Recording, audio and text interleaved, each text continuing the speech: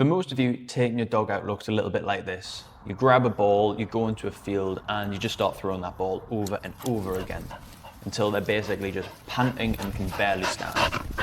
And you look at them and you just think, perfect, they're tired, job done. Unfortunately, you're wrong. All you've done is create a fitter, faster, and more adrenaline addicted dog that's got no emotional control. You haven't actually fulfilled them at all. All you've done is just drain them. And when it comes to our reactive dogs, a physically tired dog with an untrained nervous system is still a reactive dog. So today I'm going to show you how the most exciting part of your dog's day can become the most powerful emotional regulation training session that you can possibly have. So it's time to actually stop exhausting your dog and start fulfilling them. So here's the issue. I speak to an awful lot of people who will tell me that they regularly play with their dogs, they regularly exercise their dogs, they take them for long walks, they have got great recall, but it's all unregulated. So when you're just throwing a ball or just aimlessly playing with a tug, all you're doing is putting their arousal level through the roof. The heart rate spikes, adrenaline kicks in, and they just start to basically get tunnel vision. So does that kind of behavior sound a little bit familiar to something else? Well, it's exactly what they're doing when they're lunging and barking at other dogs. So by playing with them in an unregulated state all the time, all this does is rehearses that kind of behavior. So if play only rehearses that state, then you're not really helping. You're actually strengthening the very emotional pattern that you're trying to fix. So a physically tired dog with a nervous system that's just stuck in overdrive is basically just a ticking time bomb. What your dog needs is to be able to learn how to think while in that higher state of arousal. Because if we can teach our dogs how to stay connected with us while in a game of play, then we can start to teach them to stay connected while there's a trigger on the other side of the street. Same skill, different environment, and so many people are wasting it. Play shouldn't be chaos. Play is an opportunity to teach calm inside of excitement. No strangers, no unpredictable dogs, and no environmental pressure. Just you, your dog, and controlled stimulation. So how do we fix this? Let's start with one rule. You control the game. The game starts when you say it starts, and it ends when you say it ends. Not when your dog comes up with that toy and shoves it in your lap, not when they're stood there barking at you with that toy demanding you to play.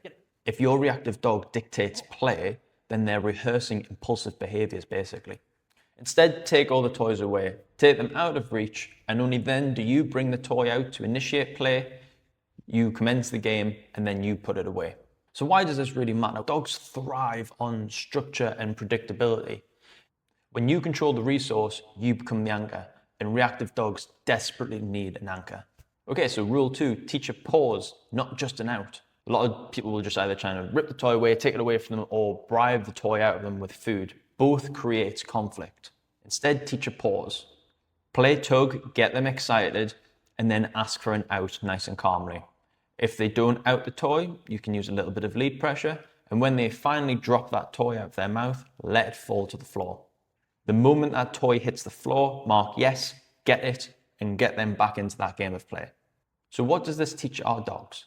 What it teaches them is that the out doesn't mean the game stops. The out actually means that the game continues.